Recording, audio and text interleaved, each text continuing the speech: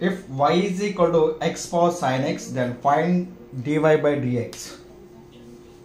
Solution is given given y is equal to x power sin x. Here given x power sin x, we have to take log on both sides. Taking log on both sides. Log y is equal to log x power sin x. Log y is equal to formula log of x power m, which is equal to m into log xa. So therefore sin x log x. Sin x log x.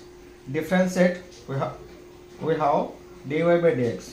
So therefore differentiate with respect to dy by dx. We get log y 1 by y dy by dx. UV formula u v old as u dash into v plus u dash into v. Sin x constant, log x derivative 1 by x plus log x constant, sin x derivative cos x,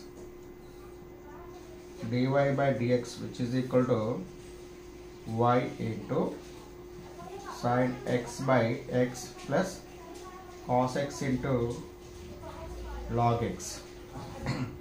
So y is equal to x power sin x, dy by dx, which is equal to y is equal to x power sin x or sin x by x plus cos x into log x.